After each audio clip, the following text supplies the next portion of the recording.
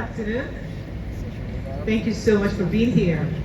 So today we're going to be focusing on innovation without execution, why Africa's growth story could still falter. The truth is technology is a crucial conversation to have in Africa at this time. Today across the continent, we've seen an explosion of ideas, creativity, and startups. From fintech apps in Lagos to climate tech in Nairobi to fashion tech in Dakar. So innovation is not our problem in Africa. Africa is no longer at the back seat of innovation.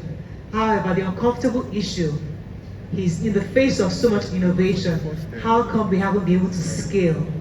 And that's the conversation we'll be having today. What are the problems of scaling? And how come brilliant ideas kind of just fizzle out?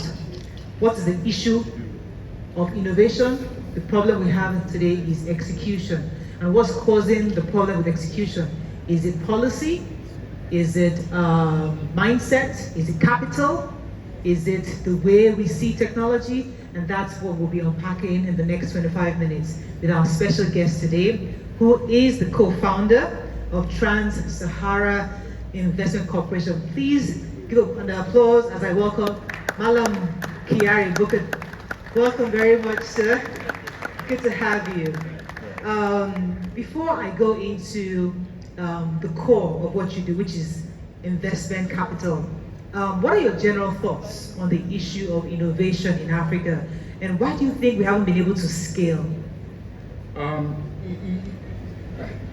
think there is quite a lot of ideas, innovative ideas in Africa, and speaking generally globally as well. Now, the major concern or major area of concern for me personally is how do you commercialize the innovation? Innovation does not necessarily mean that something has to be technically innovative, which is another field for some of us that are in the technology field. But some of it is just how you do things, Right. Convenience, cost reduction, etc., etc. But when you come up with a new idea and you are going to test it, and it is in that testing mode that most people get lost.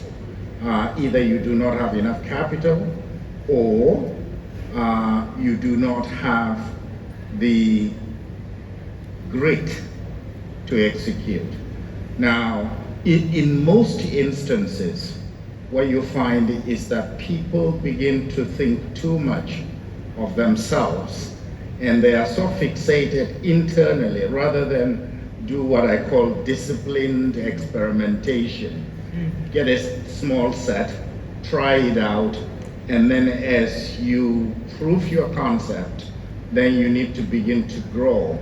And the growth could be localized to your community, to your school, if there are university students, etc., etc. It's only when you reach a certain stage whereby you now look for the friends, family, and fools Right. to catalyze that idea into what I would call more commercial form. But you sit at a crucial interjection of capital and innovation with your company.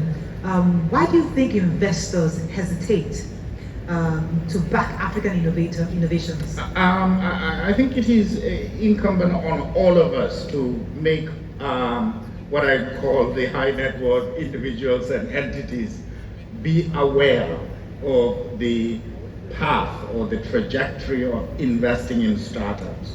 It's, you look at, for example, the Nigerian Stock Exchange, right?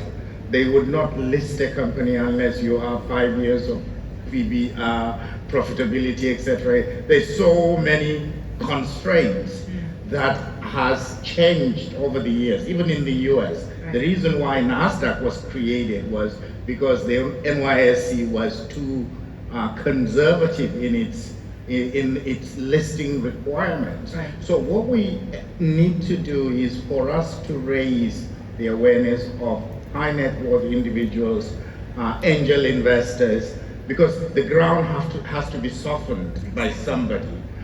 If government or governments want to get involved, they may end up being the catalyst for creating the ecosystem, not necessarily doing the hard jobs, but they should be the one that catalyze the environment such that it becomes easier for anybody to try and start and experiment their idea. Sounds like you're passing the buck a bit to these philanthropists or angel investors, because the truth is, we need companies like yours, to trust and believe in young people, especially when they say, I have this idea. So I hear you, but what role do you think your industry specifically can play to help young? Yeah, personally, I play many roles. I wear different hats. Okay. One colorful one here. But one is that of an angel investor. Right. So I do invest in some people. Okay. And I know they are so too early Right. for a PE or a VC to even look at that. And in the VC space, I chair Ventures Platform, which is an early stage VC outfit. And we also go in pre-seed at a very early stage, high risk but early stage investment. And what you find is that by the time a VC starts talking to you as an investor, you have gone a bit far. Right. Even though you are not yet far enough to the established Right. in other investors Right. in the on the journey.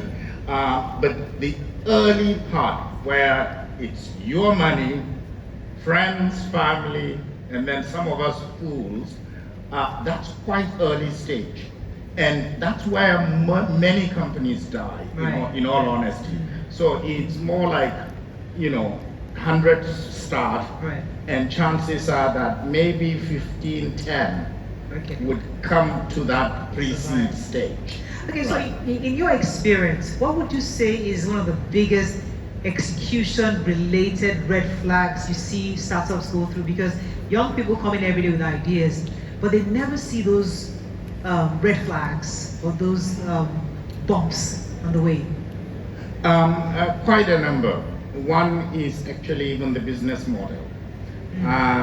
What I tell people mostly is to say, can you explain your business in 60 seconds or 90 seconds? Now, it may be very difficult, but try. Now, and most people want to hear, if you meet some of the old generation investors, they might ask you for a business plan. Then you're probably not talking to the right potential investor. But if you can get your business model, product market fit, is it at an ideation stage? Have you started generating revenue? Where are we in that early stage space? And what problem are you solving? So, and so what's the inconvenience you are addressing? What's the solution? And how are you different from the run of the mill? Now, if you tell me that it's something that is being done everywhere, but you have a better way of doing it, and it's not innovative, I might say, well, this might be a great mom and pop operation, but it's not a scalable business, Right. per se. So it's quite a number of questions we ask. In one of our proprietary models, we look at 13 items. Okay. And check off all 13. Otherwise, we do not make investment. Even if you miss one? If we miss one and we fall in love with the founders, Right. or what have you, down the road we will suffer as a result. But that's a discussion for another time. Okay. It's quite interesting because whatever your formula is, if you are not sticking to it, Right. and you don't have the discipline to stick to it, you might end up regretting that investment. But generally speaking, it's not all investments that are going to be unicorns, right? Right. So it's not all of them that would give you the 10 bagger or the 100 bagger, but essentially there are some that would be quite successful if your formula is right. as an investor now. So, I mean, just a follow-up to that, because where we are as a nation, as a continent, we need African youth to get that support, that push. So young people are saying, yes, we see the criteria, yes, we see the pitfalls, but what we want you to believe in us. We want you to, despite the pitfalls, push and stay with us, because you never know which one is going to be really successful, because nobody really usually knows.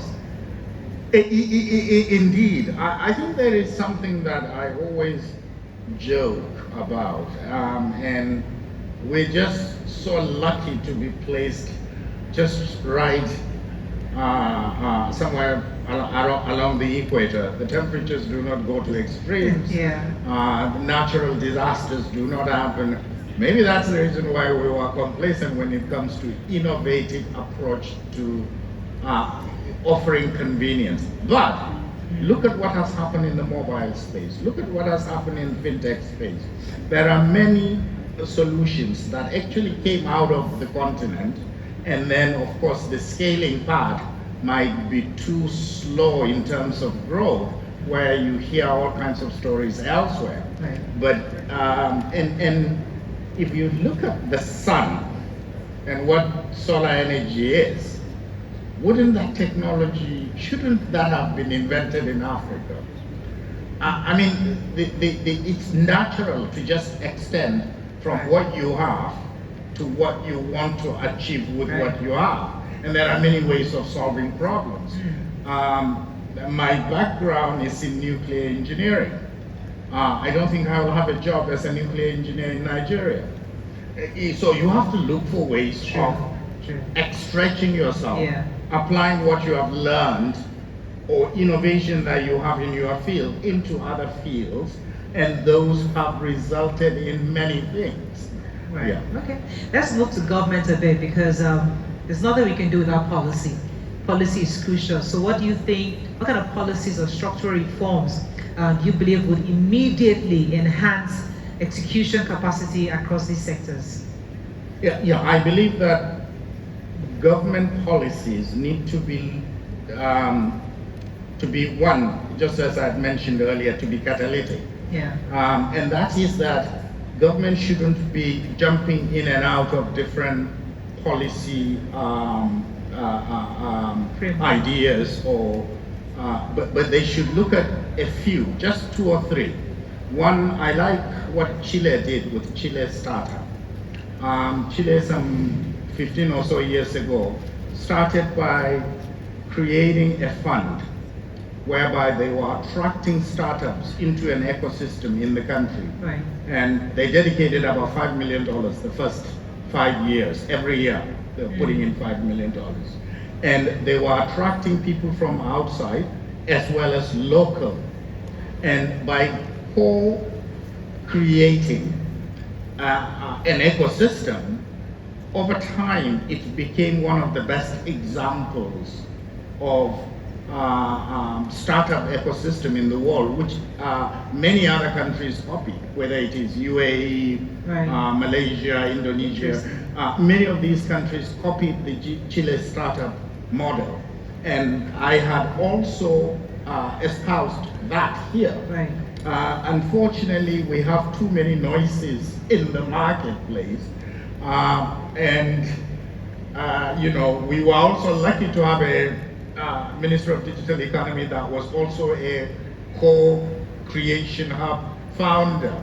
Now, the problem with doing something as a private sector and being a government executive coming up with a policy that would grow ecosystem are quite different.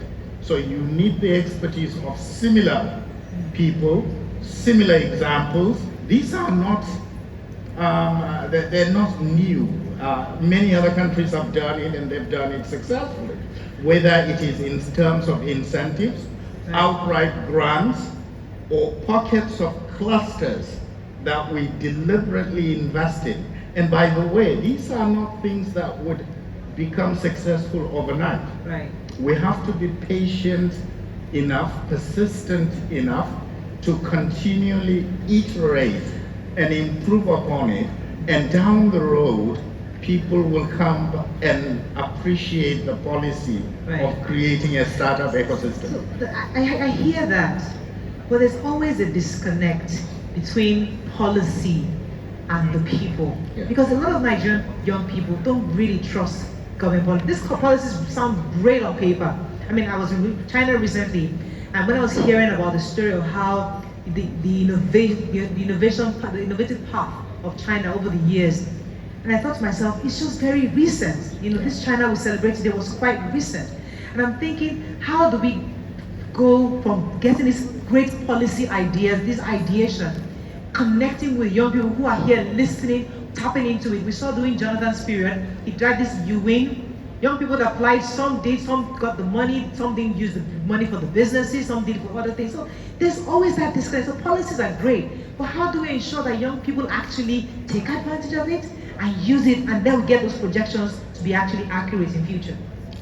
It requires discipline on the part of the policymakers and the people that you need to execute the policy into reality, and also the participants. Now, in the case of China, the command and control method or the culture actually makes it easier to execute. Here we, for lack of a better phrase, with so-called democracy, etc., people are free to do whatever they feel like doing. Yeah. But there are spaces where if the government is going to pay or be involved in the ecosystem, then there should be guardrails. There should be selection processes based on meritocracy, etc., bring in a large number of cohorts and begin to experiment and grow.